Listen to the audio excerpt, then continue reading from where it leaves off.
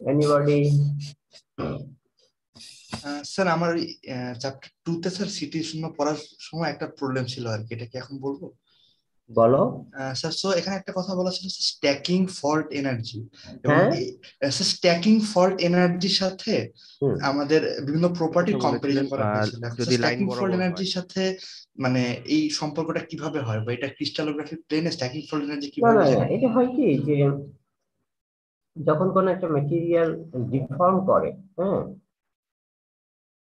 যখন ডিফর্ম করে তখন কিন্তু বিভিন্ন প্যাটার্নে ডিসলোকেশনের মুভমেন্ট হয়। ডিফরমেশনটা বিভিন্ন প্যাটার্নে হয়, কোনো কোনো ক্ষেত্রে জাস্ট অনলি ডিসলোকেশন মুভমেন্ট, কোনো কোনো ক্ষেত্রে টুইন বাউন্ডারি মুভমেন্ট, কোনো কোনো ক্ষেত্রে তোমার হচ্ছে হোল গ্রেন মুভমেন্ট, যেটা আমরা সুপার প্লাস্টিক মেটেরিয়ালের ক্ষেত্রে দেখেছি। সুপার প্লাস্টিক মেটেরিয়ালস এর আমরা দেখেছি হোল গ্রেনই মুভ করে, স্লাইড করে। হ্যাঁ, স্ট্যাকিং ফল্ট অনেক সময় এটার এনার্জি লেভেলের সাথে ডিফরমেশন রিলেটেড। এক একটা মেটেরিয়ালের স্ট্যাকিং ফল্ট এনার্জি এক এক রকমের। তো তাহলে আমি যদি ডিফর্ম করতে চাই তাহলে ওই এনার্জিটাকে আমাকে ওভারকাম করতে হবে না? জি স্যার। এইরকম মানে সব মেটেরিয়ালে কিন্তু ডিফরমেশন বিহেভিয়ার এক রকমের না, একই প্যাটার্ন ফলো করে না। আরেকটা জিনিস হচ্ছে যে সব মেটেরিয়াল যদিও কেমিক্যাল কম্পোজিশন একই রকমের, কিন্তু তুমি ডিসলোকেশনের ডেনসিটি কিন্তু তুমি এক জায়গায় রাখতে পারবে না। ফর এক্সাম্পল, তুমি যদি কাস্টিং করেছো, কাস্টিংটা যদি একটু স্লো কাস্টিং করো, কাস্টিং এর পরে যদি স্লো কুলিং করো, ডিসলোকেশন ডেনসিটি এক রকমের হবে। আর যদি একটু ফাস্ট কুলিং করো তাহলে ডিসলোকেশনের ডেনসিটি আর এক রকমের হয়ে যাবে। এরপরে তুমি এই কাস্ট প্রোডাক্টটাকে তুমি যদি, যে কোরিং ইফেক্ট হলো, সেই কোরিং ইফেক্টটা রিমুভ করার জন্য তুমি যদি হালকা একটু গরম করার চেষ্টা করো, ডিসলোকেশনের প্যাটার্ন এবং ডেনসিটি কিন্তু চেঞ্জ হয়ে যাবে। তো এটা আসলে খুবই জটিল একটা জিনিস। তবে আমাদের ওভারঅল সব সব কিছুর উপরেই একটা ধারণা থাকা দরকার যে পয়েন্ট ডিফেক্টটা কি, লাইন ডিফেক্টটা কি, স্ক্রু, যেমন মনে করো লাইন ডিফেক্টের মুভমেন্ট যতটা সহজ, স্ক্রু ডিফেক্টের মুভমেন্ট ততটা সহজ না কিন্তু। জি স্যার। একইভাবে স্ট্যাকিং ফল্ট, এটা কিন্তু জাস্ট একটা পয়েন্ট ডিফেক্ট না, এটা অনেকটাই কিন্তু স্ক্রু ডিফেক্টের মতোই, এটা 3 ডাইমেনশনাল। ফলে সব মেটেরিয়াল যেমন aluminium alloy stacking fault, stainless স্টিলের স্ট্যাকিং ফল্ট, এটা কিন্তু এক একজনের এক এক রকমের। তো তারপর বেসিস করেই আমাকে কিন্তু অ্যাপ্লাইড লোড কন্ট্রোল করতে হবে যাতে কিনা সে রেসপন্স করে। আর যদি সে রেসপন্স না করে তাহলে তো ইনসাইডের মেটেরিয়ালের মুভমেন্টই হবে না। আর মুভমেন্ট না যদি হয় তাহলে কি ডিফরমেশন হবে? না স্যার। এইভাবে আর কি প্রত্যেকটা জিনিস আসলে অল্প অল্প কন্ট্রিবিউট করে। কোনো কোনো ক্ষেত্রে একটা প্যারামিটার হয়তো বা বেশি ডমিনেটিং হয়, কখনো আরেকটা প্যারামিটার ডমিনেটিং হয়, ব্যাপারটা এরকম। তবে আমাদের মানে interaction of this parameter with deformation system, এটা আমাদেরকে আমাদের মাথার ভিতরে থাকতে হবে, তাহলে জিনিসটা সহজ হবে। বা প্রবলেম আসলে সবকিছুতেই তো আমাদের ইঞ্জিনিয়ার হিসাবে আমাদের কিন্তু তার মাথায় রাখতে হবে যে ট্রাবল শুটিং। আমি যখন ডাক্তারি পড়ি বা পড়বো তখন কিন্তু আমার মাথায় রাখতে হবে আমাকে কিন্তু রোগী দেখতে হবে, আমাকে কিন্তু রোগীর প্যাশেন্টের রোগ নির্ণয় করতে হবে, আমাকে কিন্তু রোগীর জন্য ওষুধ দিতে হবে।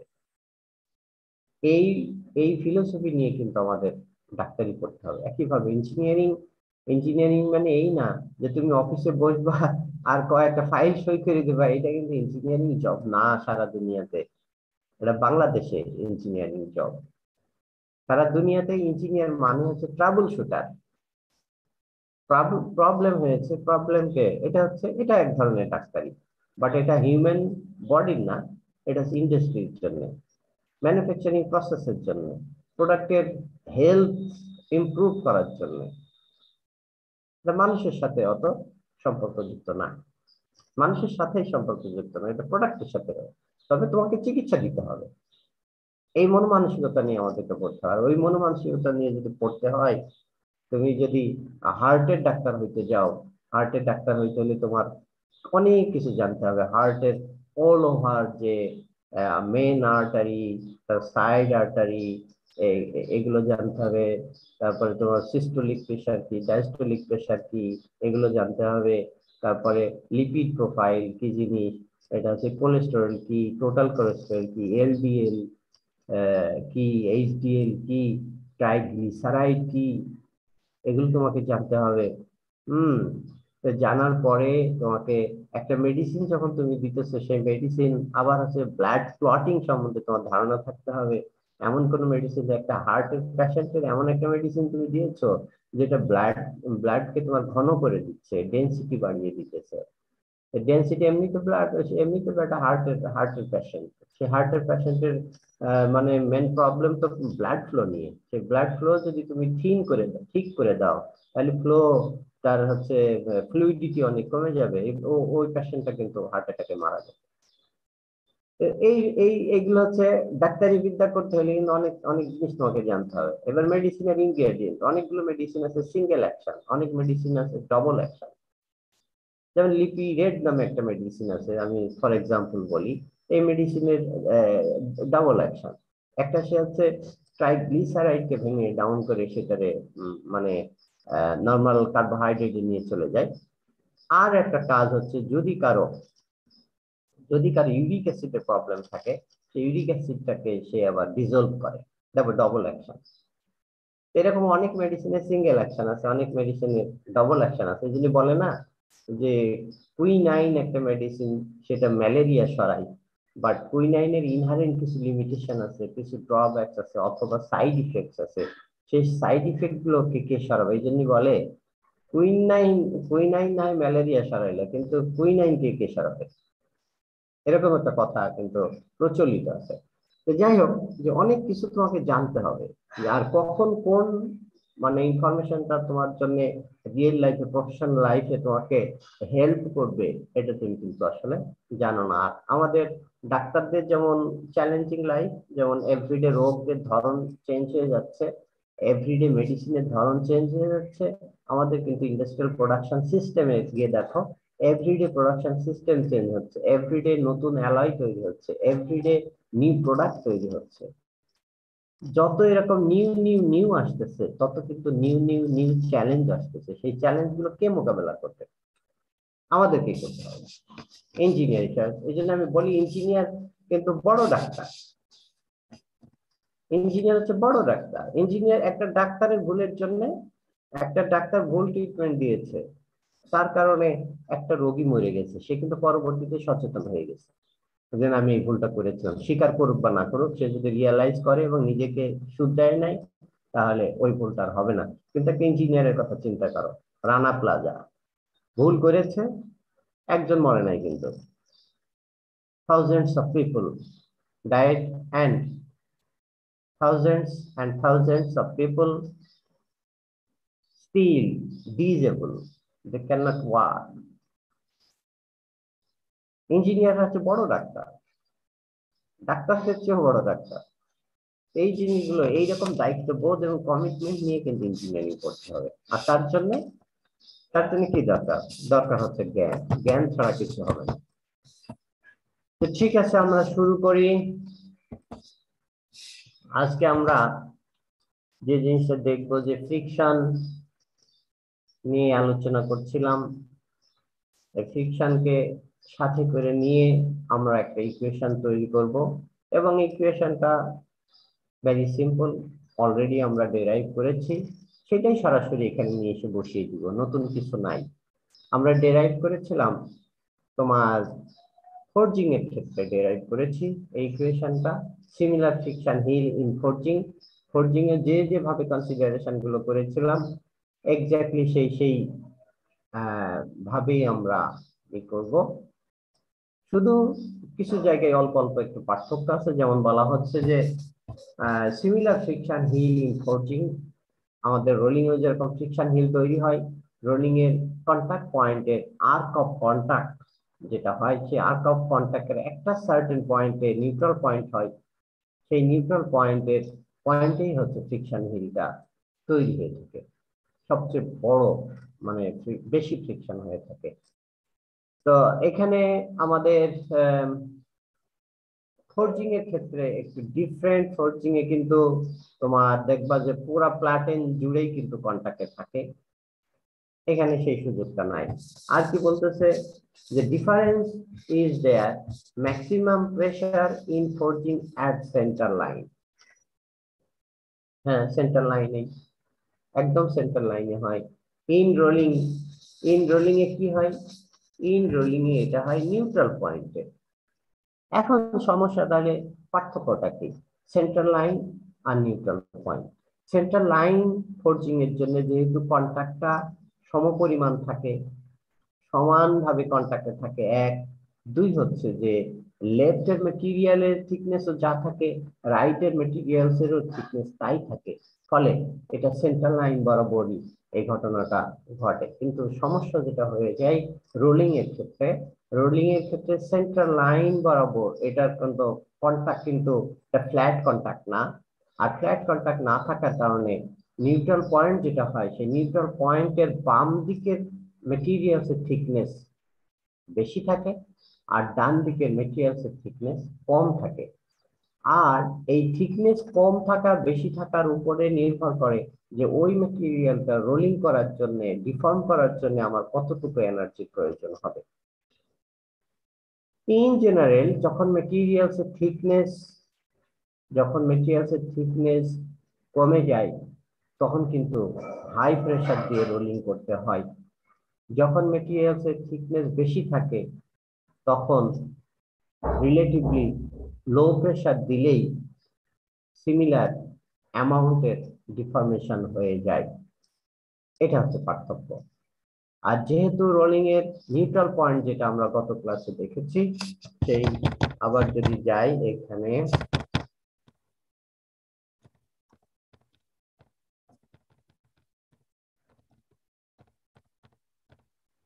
এখানে দেখো নিউট্রাল পয়েন্টটা এই যে এখানে সি হচ্ছে নিউট্রাল পয়েন্ট, এর লেফট সাইডে কিন্তু জায়গা বেশি, লেফট সাইডের দূরত্ব বেশি, রাইট সাইডের দূরত্ব কম। যেখান থেকে এইটুকু যদি আমরা কন্টাক্ট ধরি, রাইট সাইডের দূরত্ব কম, লেফট সাইডের দূরত্ব বেশি, এক। দুই হচ্ছে যে এই প্রত্যেকটা পয়েন্টে এখান থেকে শুরু করে যত আমরা সামনের দিকে এগিয়ে যাই না কেন, প্রত্যেকটা পয়েন্টে গ্র্যাজুয়ালি মেটেরিয়ালসের থিকনেস কমে যাচ্ছে। আর এটা একটু আগেই তোমাদেরকে বললাম যে মেটেরিয়ালসের থিকনেস এর সাথে রিলেটেড হচ্ছে আমি কি লোড দিলে ওই মেটেরিয়ালটা ডিফর্ম হবে। যত থিকনেস কমে যাবে তত ওই মেটেরিয়ালের উপরে লোড বেশি না দিলে সে ডিফর্ম হবে না। আর এই সমস্ত কারণেই আমাদের এই সেন্ট্রাল লাইন দিয়ে রোলিং এর সময় সেন্ট্রাল লাইন দিয়ে আসলে ফ্রিকশন হিল পয়েন্ট যায় না, বরং নিউট্রাল পয়েন্ট দিয়ে যায়। হ্যাঁ, যেটা বললাম যে ফ্রিকশন হিল তৈরি হয় সেন্ট্রাল লাইনে ফোর্জিং এর সময়, বাট রোলিং এর জন্য এটা সেন্ট্রাল লাইনে যাওয়ার সুযোগ নাই। কারণ রোলিং এর ক্ষেত্রে যে আর্ক অফ কন্টাক্ট আছে, আর্ক অফ কন্টাক্টের প্রত্যেকটা পয়েন্টে ওই মেটেরিয়ালস যেটা আন্ডার প্রোডাকশন আছে, সেই মেটেরিয়ালস এর প্রত্যেকটা পয়েন্টে তার থিকনেস ডিফারেন্ট। আর থিকনেসই হচ্ছে কন্ট্রোল করে ওই পার্টিকুলার মেটেরিয়ালের ডিফর্মেশনের জন্য আমার কতটুকু লোড অ্যাপ্লাই করতে হবে। এরপর আমরা যেটা বলছি যে সবকিছুই মোটামুটি তোমার ফোর্জিং এর মতোই। আর ফোর্জিং এর ক্ষেত্রে আমরা এই জিনিসগুলো আগে বের করে রেখে এসেছি। P/2K equals exponential twice mu a plus minus x divided by 8। এগুলো আমরা এইটা দেখেছি, ফোর্জিং এ দেখেছি, সেটা আমরা সরাসরি এখানে নিয়ে এসেছি। আর এরপরে আমাদের সুবিধার জন্য এটা ওটা করা, স্লিপিং ফ্রিকশনের জন্য একটা কনসিডারেশন, তারপরে তোমার স্টিকিং ফ্রিকশনের জন্য একটা কনসিডারেশন।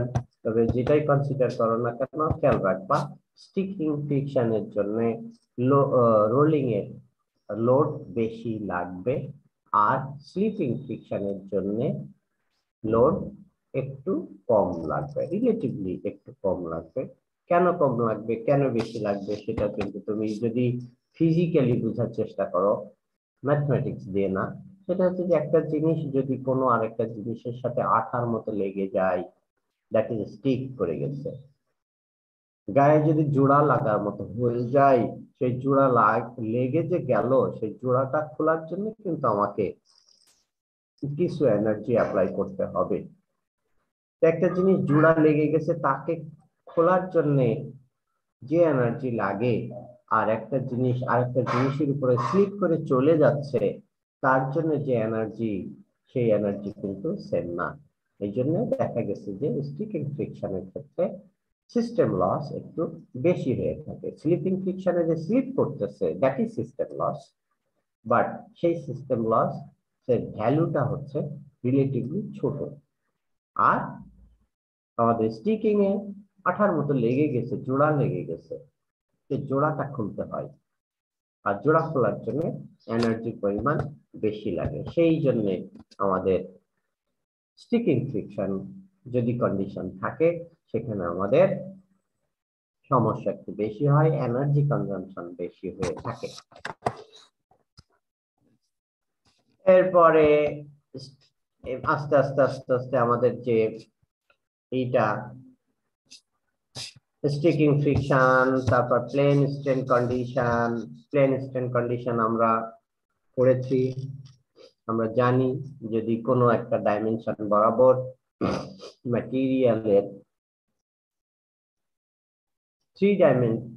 ট্রাইঅ্যাক্সিয়াল স্ট্রেস কন্ডিশনে আছে, কিন্তু কোন একটা পার্টিকুলার ডাইরেকশন বরাবর স্ট্রেনের ভ্যালু অন্য দুটো ডাইমেনশন বরাবর স্ট্রেনের তুলনায় ভেরি ভেরি নেগলিজিবল যদি হয়, সেটাকে আমরা বলে থাকি প্লেন স্ট্রেন কন্ডিশন।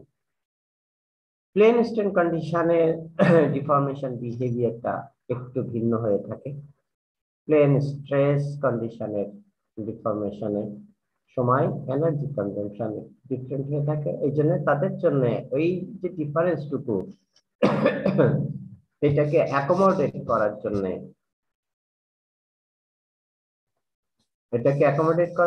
কিছু এই ফর্মুলাটা একটু মডিফাই করা হয়েছে। এই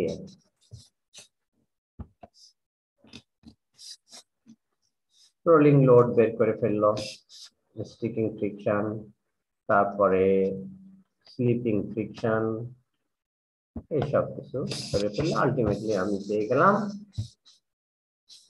স্টিকিং ফ্রিকশন এর জন্য এটা হচ্ছে আমাদের rolling load, are sleeping friction এর জন্য এইটা হচ্ছে আমাদের রোলিং লোড। স্যার বলো 15 নাম্বার স্লাইডটাতে একটু জানতো। 15। হ্যাঁ জি স্যার, এই স্লাইডটাতে আমরা তো আগে দেখেছিলাম যে স্লিপিং ফ্রিকশনের ক্ষেত্রে, স্লিপিং এর ক্ষেত্রে এই মিউ বা ফ্রিকশন ফ্যাক্টরটা আসতো, স্টিকিং এর ক্ষেত্রে আসতো না। কিন্তু স্যার এখন এটা উল্টো হয়ে গেল কেন? এখন স্টিকিং এর ফর্মুলাতে মিউ আছে কিন্তু স্লিপিং এর ফর্মুলাতে মিউ নেই। এটা হয়েছে কি, এটা তোমার পিওরলি ম্যাথস না, বুঝছো?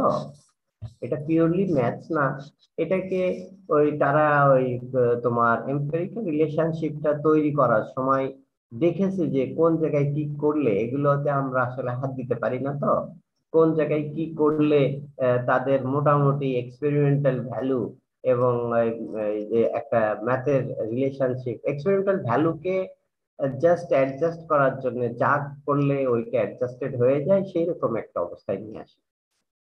তাছাড়া কিছু না, এটা কিন্তু পিওরলি ম্যাথ না। যখন পিওর ম্যাথ না হয়, তখন আসলে ওই প্রশ্নের জবাব দেওয়া যায় না যে এটা কেন আসলো আর এটা কেন আসলো না। বুঝতে পেরেছো? জি স্যার, কিছুটা ধরতে পেরেছি। এটা আসলে আমাদের আমাদের করার কিছু নাই এখানে। আচ্ছা, সেটা না হয় স্যার বুঝলাম, কিন্তু হ্যাঁ, কিন্তু স্যার এখন আমরা জানি যে স্টিকিং ফ্রিকশনের ক্ষেত্রে অ্যাকচুয়ালি লোড বেশি লাগবে। হুম হুম স্টিকিং ফ্রিকশনের ক্ষেত্রে যদি লোড বেশি লাগে তাহলে স্টিকিং ফ্রিকশন হচ্ছে ফ্রিকশনের ভ্যালুটা 0.5। বেড়ে যাচ্ছে না, ফ্রিকশনের ভ্যালু বেড়ে যাচ্ছে। ও জি স্যার। আর হ্যাঁ, স্লিপিং ফ্রিকশন মধ্যে এটা 0. আবার আর এটা আরেকটা কি 0.5 এর শোনো, নিচে। আমি যদি দিয়েও দেই, তাও কিন্তু মানে কোনো প্রবলেম নাই। কি জন্য দেখো, এই যে নিউটা, এই নিউটা যদি তুমি করে দাও, স্টিকিং ফ্রিকশন মেনশন করে দাও আর স্লিপিং ফ্রিকশন মেনশন করে দাও, তাহলে আমি এই নিউ এর ভ্যালু কিন্তু 0.9ও বসাইতে পারি, ঠিক কিনা? স্টিকিং ফ্রিকশনে 0.9ও বসানো যেতে পারে। যেতে পারে। আবার যদি তুমি মনে করো যে স্লিপিং ফ্রিকশনের কথা চিন্তা করো, আমি স্লিপিং ফ্রিকশনে কিন্তু 0.05ও বসাইতে পারি। জি স্যার, থিওরিটিক্যালি পসিবল। বসাইতে পারি। যদি পারি তাহলে আলটিমেটলি কি হচ্ছে, রোলিং লোড কি হচ্ছে, কমলো না বাড়লো? স্লিপিং ফ্রিকশনে অনেক কম হয়ে গেল, স্টিকিং ফ্রিকশনে বেশি হয়ে গেল। একই কথা, একই কথা। জি স্যার, বুঝলাম। তার মানে স্লিপিং ফ্রিকশনটা যত কমই করি না কেন আমাকে একটা নির্দিষ্ট পরিমাণ লোড দিতেই হবে, তাই এখানে মিউ এর ভ্যালু নেই। দিতে হবে, বেশি দিতে। আর স্টিকিং ফ্রিকশনে খেয়াল করো, এখানে আরেকটা জিনিস খেয়াল করো, এই জায়গায় কিন্তু সে 2 দিয়ে ভাগ দিতেছে, দেখছো? জি স্যার। এখানে কিন্তু 4 দিয়ে ভাগ দিচ্ছে। জি স্যার। তো সবকিছু মিলে ওইটা হয়তো মেবি অ্যাকোমোডেটেড ইনসাইড, লাইক সম্ভবত, কেন স্টিকিং আর স্লিপিং এর দুটো সীমারেখা হচ্ছে 0.5, আর আর 0.5 কে তুমি যদি তুমি এই যে এম্পিরিক্যাল রিলেশনশিপ, কিন্তু তুমি দেখবা অনেক জার্নাল পেপারে এম্পিরিক্যাল রিলেশনশিপ একই ফিল্ডের তোমার হচ্ছে রিসার্চ পেপার, এম্পিরিক্যাল রিলেশনশিপে কিন্তু এক একজনের এক এক রকমের বিষয়। তারপর তুমি আরেকটা জিনিস আমরা যখন 443 তে পড়েছি, আমি তো তোমাদেরকে যে এই কি বলে ক্রিটিক্যাল টেম্পারেচার 1 যেটা বের করেছি, critical temperature 2, critical temperature CM, আমি যখন যে বইটা থেকে এই ইকুয়েশনটা নিয়েছিলাম, সেখানে বললে বিশ্বাস করবা না, এই আপার ক্রিটিক্যাল লোয়ার ক্রিটিক্যালের জন্য মিনিমাম 30 রিলেশনশিপ আছে। 30 রিলেশনশিপ 30 জন ব্যক্তি 30 রকমের করেছে, আর উনি করেছেন কি সবগুলো নিয়ে আসছেন। আর আমি করেছি কি, এর ভিতরে আমার কাছে যেটা পছন্দ হয়েছে আমি সেটা দিয়েছি। Okay sir. কারণ এটা চেঞ্জ হয়ে যায়, এটা চেঞ্জ হওয়াটা স্বাভাবিক। কারণ দেখো, আমি তোমাদের বলছি যে এক জায়গায় তুমি ব্যবহার করেছো কাস্ট আয়রন রোল, গত ক্লাসে আলাপ হচ্ছিল, আর এক জায়গায় ব্যবহার করতেছো তুমি স্টিল রোল, এক জায়গায় ব্যবহার করতেছো মটলেট কাস্ট আয়রন রোল, আরেক জায়গায় কম্প্যাক্টেড, আরেক জায়গায় হচ্ছে তুমি নডুলার কাস্ট আয়রন, এক জায়গায় বোরন ডোপড স্টিলের নামে আরেক ধরনের রোল আছে। তো প্রত্যেকটা রোলেরই কিন্তু surface condition different. Surface condition যদি ডিফারেন্ট হয়, তাহলে কিন্তু এই এম্পিরিক্যাল রিলেশনশিপ প্রত্যেকটা রোলের জন্য কিন্তু আলাদা হয়ে যাবে। কম হোক বেশি হোক, তুমি কোনোভাবেই কাস্ট আয়রনেরটা তুমি বোরন ডক্ট স্টিলে গিয়ে লাগাইতে পারবা না, একটু একটু এদিক ওদিক হবেই। কিন্তু এত জটিল এই যে তোমার ইন্ডাস্ট্রিয়াল প্রোডাকশন সিস্টেম, তো এই সবগুলো যদি আলাদা আলাদা ভাবে ওইভাবে মেনশন করা হয়, তাহলে কিন্তু তুমিও বাঁচবা না, আমরাও পড়াইতে পারবো না। তোমার মাথা যাবে আউট হয়ে, যে কোনটা নিব স্যার, কোনটা নিব স্যার, কোনটা নিব স্যার, এইটা করতে করতে মাথা আউট হয়ে যাবে। অথচ যদি একটা গাইডলাইন দিয়ে দেওয়া হয়, তার বলে দেওয়া হয় পরিবেশ পরিস্থিতির উপরে নির্ভর করে তুমি ডিসিশন নিবে, তখন কিন্তু তোমাকে ফ্রিডম দিয়ে দেওয়া হলো। তবে সেই পরিবেশ পরিস্থিতি বোঝার জন্য তোমাকে লটস অফ প্যারামিটার সম্বন্ধে ধারণা থাকতে হবে। আর এই জায়গাটাই আমরা মার খেয়ে যাই, যেহেতু আমাদের লটস অফ জায়গায়, যেটা তোমাদেরকে ফ্র্যাকচার ফেইলিওর অ্যানালাইসিস পড়াইতে গিয়ে আমি বলেছি, তুমি করশন জানো না, ফেইলিওর অ্যানালাইসিস পারবে না। ফ্র্যাকচার মেকানিক্স জানো না, পারবে না। এমব্রিটেলমেন্ট জানো না, পারবে না। হিট ট্রিটমেন্ট জানো না, পারবে না। স্ট্রাকচার প্রপার্টি রিলেশনশিপ ধরন সম্বন্ধে তোমার পরিষ্কার ধারণা নাই, তুমি ভালো ফেইলিওর অ্যানালাইসিস করতে পারবে না। দেখো, একটা সাবজেক্টকে অ্যাপ্লাইড করার জন্য অ্যাসোসিয়েটেড কতগুলো সাবজেক্ট আমার লাগবে। সারফেস কন্ডিশন 343 তোমার লাগবে, 321 লাগবে, 325 লাগবে, 343 লাগবে, 447 লাগবে। লটস অফ সাবজেক্টের কম্বিনেশন হচ্ছে ফেইলিওর অ্যানালাইসিস। এই জন্য ফেইলিওর অ্যানালাইসিস যে কেউ হইতে পারবে না, ভেরি ডিফিকাল্ট একটা জিনিস। যাই হোক, এভাবে তোমার এগিয়ে নিতে হবে আর কি, ওর ভিতরেই সবকিছু আছে। কোনটা কি জন্য উনি অ্যাডজাস্ট করছে, কি দিয়ে অ্যাডজাস্ট করছে, হয়তো ওই সময় মনে মিলে গেছে, আমি করতে গেলে নাও মিলতে পারে, ফলে আমাকে কিন্তু নতুন করে অ্যাডজাস্টমেন্টে যেতে হবে।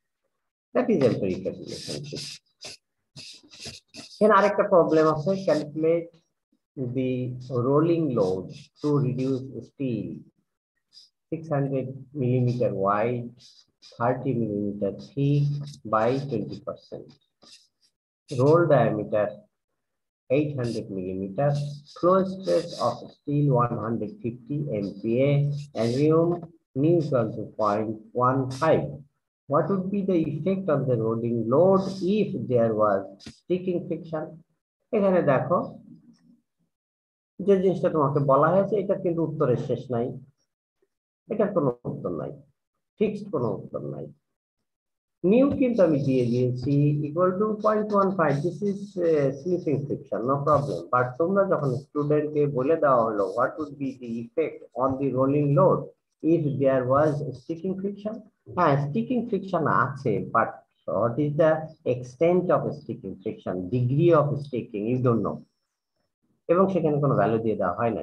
এখন কেউ যদি কনসিডার করে, কেউ যদি মনে করে যে এটা sticking friction new equal to 0.3 ধরে নিলাম, সাথে সাথে সে 0 পেয়ে গেল।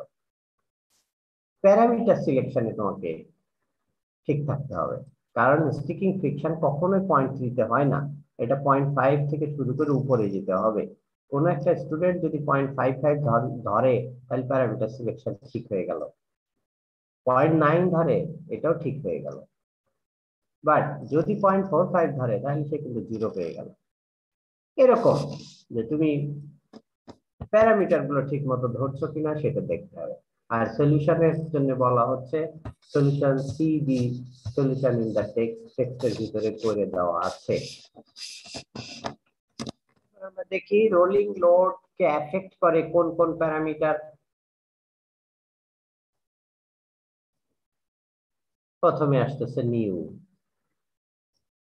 নিউ কি করে? ফ্রিকশন, সে কত সুন্দরভাবে আঁকড়িয়ে ধরে রাখতে পারবে সেটাও যেমন আমাদেরকে হেল্প করে।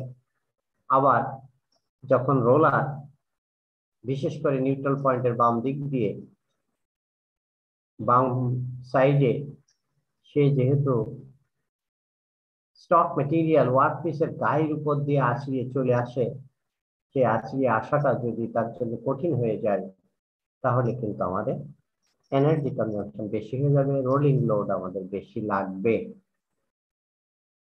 একটা জিনিস, আর একটা হচ্ছে আর। আর হচ্ছে রেডিয়াস অফ দা রোল। রোলের ডায়ামিটার গত ক্লাসেও বলেছি, আবার বলছি, রোলের ডায়ামিটার যত বেড়ে যাবে তত অ্যাঙ্গেল অফ বাইট বেড়ে যাবে। অ্যাঙ্গেল অফ বাইট যত বেড়ে যাবে তত কন্টাক্ট এরিয়া বেড়ে যাবে। যত কন্টাক্ট এরিয়া বেড়ে যাবে তত তোমার উপর থেকে লোড যদি বেশি না দাও তাহলে পার ইউনিট এরিয়ায় স্ট্রেস কিন্তু ইল্ড স্ট্রেস ক্রস করবে না, আর ইল্ড স্ট্রেস যদি ক্রস না করে তাহলে কিন্তু ওই মেটেরিয়ালের ডিফর্মেশন হবে না, আর ডিফর্মেশন না হইলে কিন্তু প্রোডাক্ট শেপিং সম্ভব হবে না। That means rolling will not go ahead, থেমে থাকবে, দাঁড়িয়ে যাবে। তাহলে প্যারামিটার একটা হচ্ছে নিউ, আরেকটা প্যারামিটার হচ্ছে রোল রেডিয়াস, আরেকটা প্যারামিটার হচ্ছে very important parameter directly proportional to sigma naught, এটা হচ্ছে yield strength of the material. এখন তুমি আরেকটা প্যারামিটার এসে যাই, সেটা কি? সেটা হচ্ছে যে তুমি যদি শীট রোলিং করো, শীট রোলিং করার সময় সেই শীটটার উইডথ কত, এটা আরেকটা ইম্পর্টেন্ট ফ্যাক্টর। যত উইডথ বেড়ে যায় তত সেকশন এরিয়া বেড়ে যায়, সেকশন এরিয়া বেড়ে গেলে অ্যাপ্লাইড লোড যদি আমি এইভাবে অ্যাকর্ডিংলি না বাড়িয়ে দেই তাহলে সেই ইল্ড স্ট্রেংথকে ক্রস করতে পারবে না অ্যাপ্লাইড স্ট্রেস, ফলে এখানে রোলিং হবে না।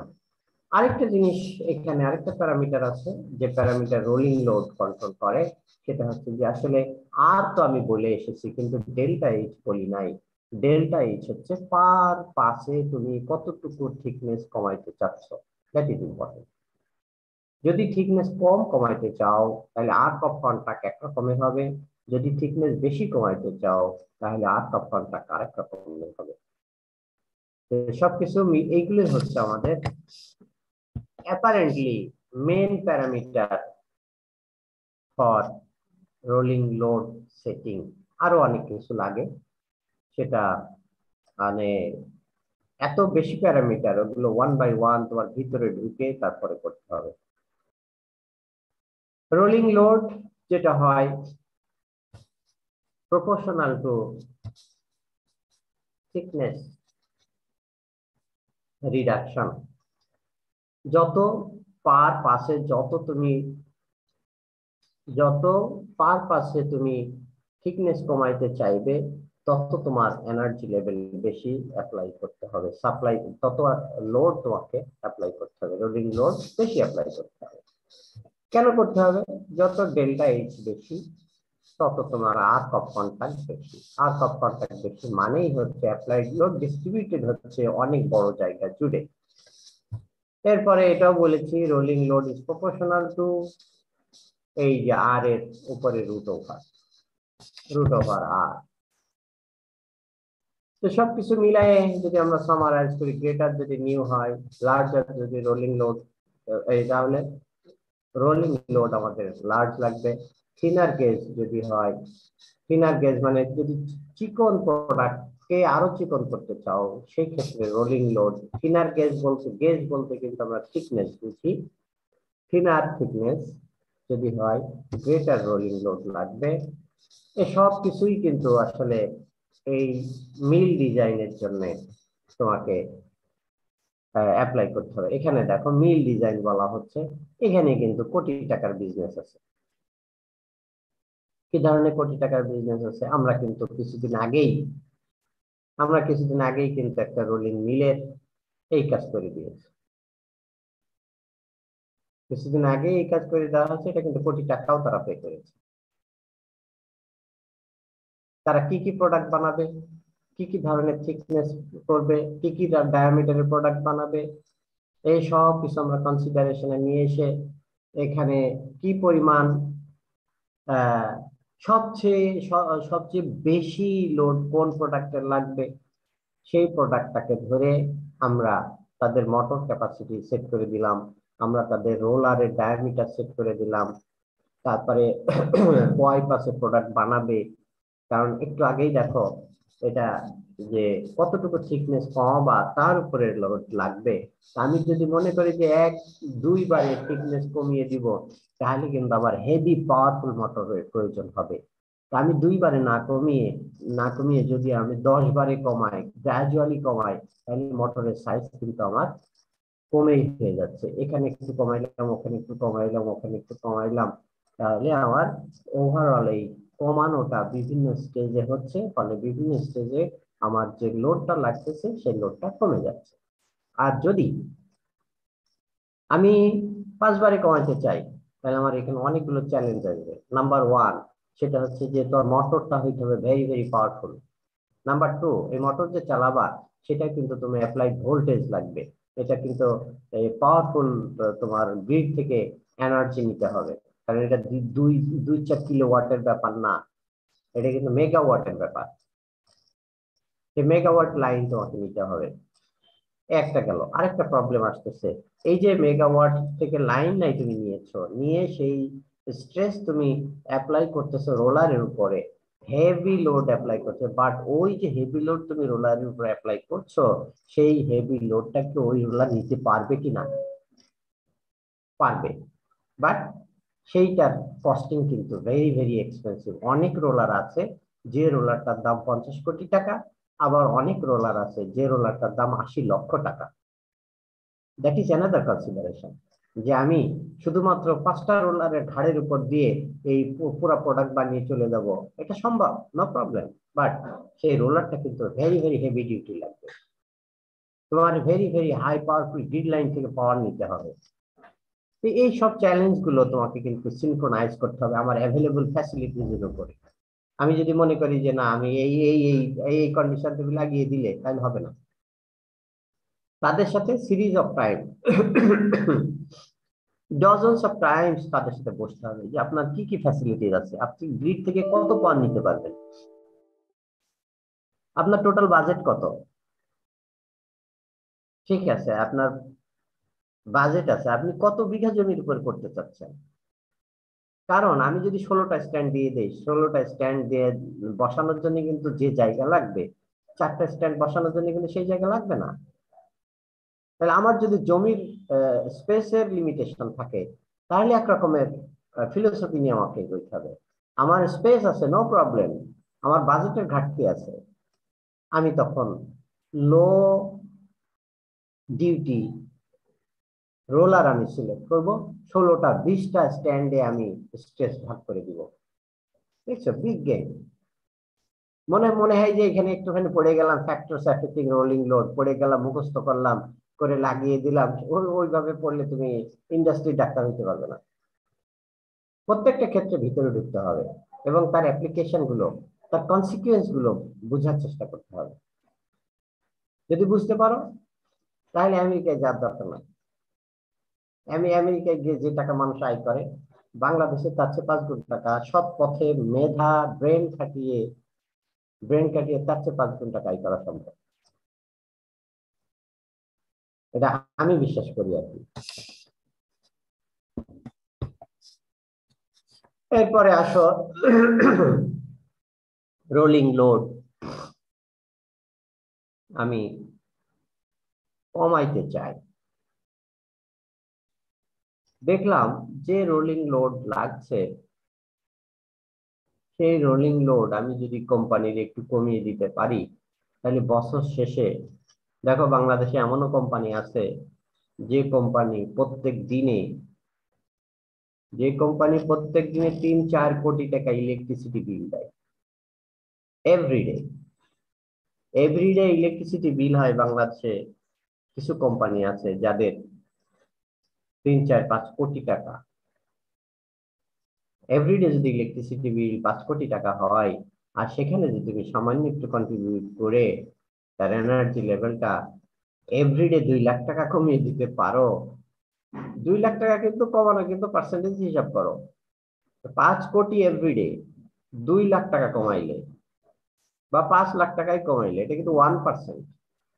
বাট এভরিডে 5 লাখ, খেয়াল করো, এভরিডে যদি 5 লাখ হয়, তো 100 দিনে কত হয়? 5 কোটি। 300 দিনে হয় 3-5-15 কোটি। আর 65 দিনে হয় আরো মনে করো 5 কোটি ধরলাম, রাউন্ড ফিগারের জন্য 20 কোটি টাকা কিন্তু সেভ হয়ে গেল। সেই বুদ্ধি এবার আমরা অ্যাপ্লাই করব, যে কোম্পানির মালিকদের কিভাবে কম পয়সায় রোলিং করে দেওয়া যায়, একটু এনার্জি সেভ করে দেওয়া যায়। সেটাই হচ্ছে তোমার back tension front tension system. এবার চলে আসো, আমরা 3-1 এ তোমরা পড়েছো Tresca yield criteria, von Mises yielding criteria, এগুলো কিন্তু পড়েছো। এখানে যেটা অ্যাপ্লাই করা হচ্ছে ট্রেস্কা ইল্ডিং ক্রাইটেরিয়া, সেটা হচ্ছে যে maximum principal stress minimum principal স্ট্রেসের যে পার্থক্য, সেইটা equivalent to the yield strength of the material.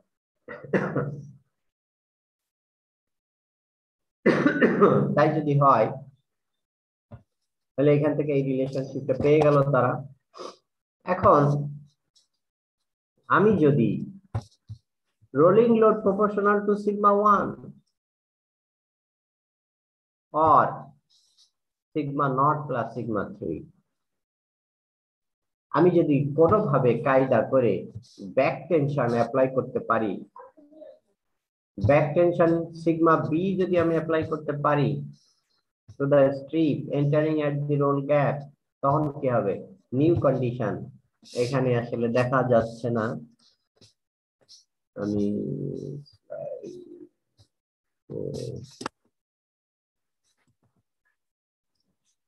এই কি হলো, এটা স্ক্রিন শেয়ারিং হয়ে স্টপ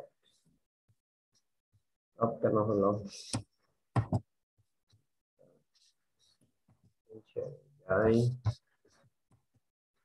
এই জায়গাটা দেখো, sigma 1 equal to sigma naught plus sigma 3, দেখা যায়? জি স্যার, দেখতে পাচ্ছি। হ্যাঁ, আমি ব্যাক টেনশন দিয়েছি, ব্যাক টেনশন যদি দেই, তাহলে এটা মাইনাস হয়ে গেল। যেটা লাগতেছিল সিগমা 1 লোড আমার লাগছিল, সেই সিগমা 1 লোড লাগছিল, সিগমা 1 ইকুয়াল টু আবার সিগমা নট প্লাস সিগমা 3 ছিল। বাট আমি যদি এখন ব্যাক টেনশন দেই, তাহলে যেটা হলো এই সিগমা 1 প্লাস সিগমা 3 এর সাথে এটা মাইনাস হয়ে গেল। তাহলে আমার অ্যাপ্লাইড স্ট্রেস বলা হলো rolling load is proportional to sigma 1। এখন সিগমা 1 কি আর সেই আগের সিগমা 1 আছে না কমে গেছে? কিছুটা কমে গেছে। তাহলে রোলিং লোডও কমে গেছে। স্যার এই ব্যাক টেনশনের ডাইরেকশনটা কি কোন দিকে হবে? সেটা আমি বলতেছি, এখনো আমি যাই নাই ওই লেভেলে। এক্সাম্পল দেখো, রাস্তার ধারে অনেক সময় তোমরা আখের শরবত খাও, একজন মানুষ ভ্যানের উপরে ছোট দুটা রোলার, একটা ইঞ্জিন চালিত মেশিন, এই রোলারটা চালাচ্ছে একটা ইঞ্জিন দিয়ে, ধপ ধপ শব্দ হচ্ছে, সেটাতে রোলারটা ঘোরাচ্ছে। আখ চামড়াটা ফেলে দিয়ে একটু পরিষ্কার করে ওর ভিতর দিয়ে পাস করছে। দেখবা কোন এক সময় সে রোলারের ভিতর দিয়ে পাস করেছে, কিন্তু সেই রোলার ওর ভিতরে আগ ঢুকিয়ে দিয়েছে, কিন্তু রোলার আগটাকে ক্র্যাশ করে সামনের দিকে নিয়ে যেতে পারছে না। খেয়াল করেছো কিনা জানি না। তখন যে বেটা শরবত বানাচ্ছে সে করে কি, এই আখের মাথা ধরে সামনের দিকে টান দেয়। আখের মাথা ধরে সামনের দিকে টান দেয়। টান দিলে কি হয়, ইঞ্জিনের যে ক্যাপাসিটি, সেই ক্যাপাসিটি কিন্তু ফিক্সই আছে। এখন সামান্য যে নিজে সামনের দিকে টান দিল, তাতে করে কি হলো, আখ কিন্তু মাড়াই শুরু হয়ে গেল, ঠিক কিনা? জি খেয়াল স্যার। করেছো? জি স্যার, মনে হচ্ছে। হ্যাঁ, আখ মাড়াই শুরু হয়ে গেল, কিন্তু ইঞ্জিনের তো ক্যাপাসিটি বাড়ে নাই, বাড়ছে? না স্যার। কি ঘটেছে ওখানে? রিকোয়ার্ড রোলিং লোডটা কমে গেছে, এই জন্যই সে সামনের দিকে যাওয়া শুরু করলো। আর এই সামনের দিকে যাওয়ার জন্য হেল্প কে করলো? হেল্প করলো হচ্ছে যে লোকটা আখের শরবত বানাচ্ছিল, সেই লোক আখটা ধরে সামনের দিকে একটু টান দিয়েছে,